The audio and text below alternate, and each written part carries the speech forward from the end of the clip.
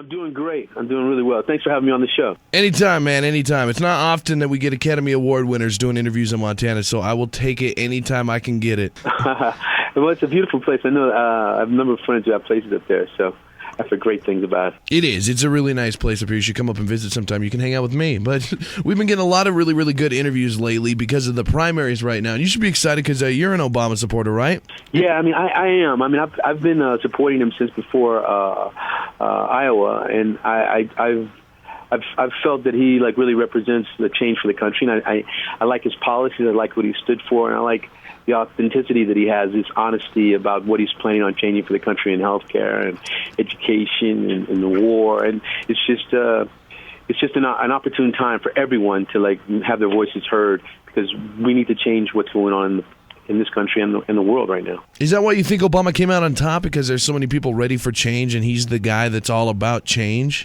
Yeah, it's change. I mean, hopefully in the right direction. I believe that he is someone who's always taken the motto, as he says, "I'm my brother's keeper," about everyone being important. Even the motto of "Yes, we can." It's about we. It's about us.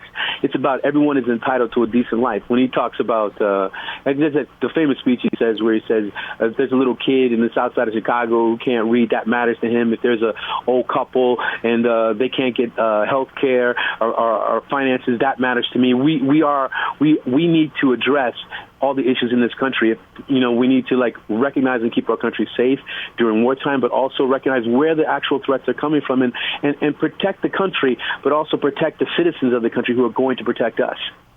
Yeah, I'm with you, man. For the movie The Last King of Scotland, you had to spend a lot of time overseas, right? You were over in Africa somewhere? I did. I was in Uganda and in London. We first started in London, and then we went to just going through rehearsals, and then I was in Uganda for about 5 months. There's a wellspring of support there. Just like I say, from every different demographic, I've been really surprised. Every different country that I've been to, at the support that he seems to be listening from all over the world. Yeah, over in Uganda and a lot of those places in Africa, it's kind of, probably run down, less fortunate people, a lot more than we have here in the United States. Do you think that that's something that the president should be doing, helping out over there? Do you think that's up to people, that want to send, if you want to make a donation, you can help out? Or do you think that that's something Barack, if he's elected president, should handle?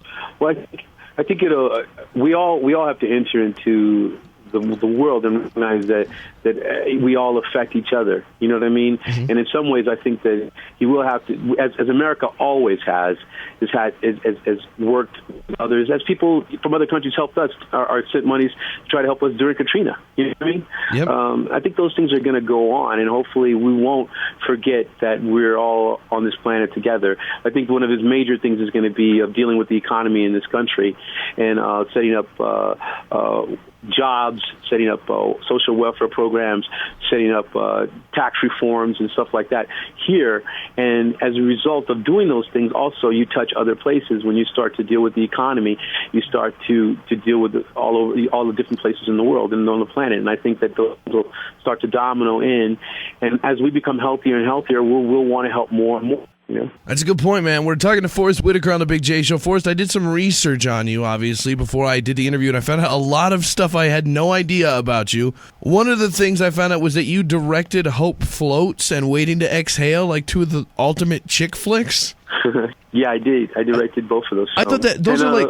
The last one was The First Daughter. I did that one as well. Yeah, those are like the Hope Floats is like a bunch of girls I know, that's their favorite chick flick of all time. It's weird to see, big, tough Forrest Whitaker and imagine that he's directing these like all-time classic chick flicks. I think I'm interested in people healing, and both those movies are about people healing. I mean, Sandra Bullock, she's divorced and she goes back home and she tries to find herself and heal herself enough to move on with her life. And all the girls in Waiting to Exhale were in bad relationships and were trying to find, their own, bliss in their own lives, and that's kind of one of the things that interests me and kind of circles in all of my films. Mm-hmm. The First Daughter deals with that, even though about that kind of thing. Another interesting thing, you're a big guy. I mean, I'd consider you a big guy, and I found out you're a vegetarian. Yeah, I've been a vegetarian for a few decades now.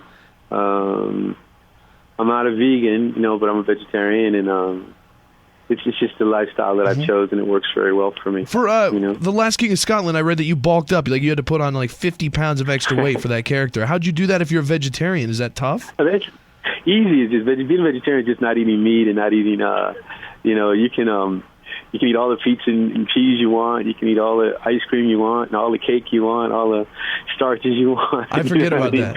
It's a non-healthy vegetarian, but you can do it. Yeah. Is that what you do? Like, is there some specific regimen, or is it pretty much you just go out and have a heyday eating all the fattening food you can find? No, in that case, I was like getting ready for that, and then I went there early, and in Uganda, one of the staples of their food is starches. They deal with a lot of starches and stuff, and so I just was eating that and not trying to, because the director wanted this Idi Amin to be at his biggest. Because Idi Amin at certain times was like the heavyweight champion of Uganda. He was a very strong soldier, but the image that we have of him mostly is of the really large, big dictator, and I think that was the image that the filmmaker wanted me to project. And it worked, obviously, hence all the awards. Yeah. What else is coming up? Are you on a movie set right now? I'm in my trailer, yeah. I'm in New Orleans. I'm working on a movie called Patriots. It's a true story. It takes place before and during and after Katrina. I play a coach of a basketball team in New Orleans whose team is scattered to the winds after the hurricane. And then I pull them back together again to try to help them believe in themselves again and believe in life again. And by doing that, I take these young kids to the state championships, and we win the state championships in New Orleans. It's a true story about John Ehret High School. It sounds like an awesome story. That's the one. It's also got Lil Wayne and Bow Wow in it, right? Yeah, Lil Wayne and Bow Wow are in it. Yeah, definitely. They play amazing roles. Bow Wow is one of the players on my team. He's been estranged by the hurricane. He goes to Houston first and comes back and becomes a really strong player for me. And Lil Wayne is like the local guy who sells like contraband, really, like shoes and things like that. Mm-hmm. And then Bonnie Hunt plays the principal, and I play this coach, Al Collins. You've acted with some of you've been in a ton of movies through the course of your career. You've acted with some of the best of the best. Is it tough for you to work with guys like Bow Wow and Lil Wayne, or do you think they pull it off? No, I haven't had any scenes with Lil Wayne, but I've had a few scenes with Bow Wow. He's a really good actor. I think he's really strong. I was impressed with him the first time when we had the first read through of the script, just sitting around the table. And every time I've seen him, he's really dedicated and hardworking, and he's just strong. He's many of the actors I've worked with in my career. He's a very talented young guy. Yeah, you always wonder that when you see like somebody that crosses over from music to acting. It looks good on the screen, but you always wonder what they had to go through and the editing process and the directing to get them there. And I thought maybe for a seasoned actor it'd be frustrating having to work with these guys, but obviously they're good enough. No, he's great. I think he's great. And he's acting in quite a few things now, and he's even, I think, right now doing something on Entourage or something like that. He's been working, and he's really strong. Really interesting to deal with that film where there's so much authenticity inside of it. What's New Orleans like right now after Katrina? Is it pretty much put back together, or do you still see remnants of the bad times? Yeah, it's not just remnants. In the quarter and it looks great, but when you go out to like near the Levee or Ninth Ward or St. Bernard Parish, there's like streets and streets of abandoned homes that have been destroyed, homes that are decimated by the hurricane. It's amazing to me. It's a very sad sight. Literally, you can walk on some streets and you just feel like crying at the fact that even now this place is being neglected. It's truly not what people perceive it to be. Wow. This is that question we're talking about. About making sure that we take care of people, that we are responsible. I think with Barack and talking about the politics, this is important for us to recognize that we're all connected.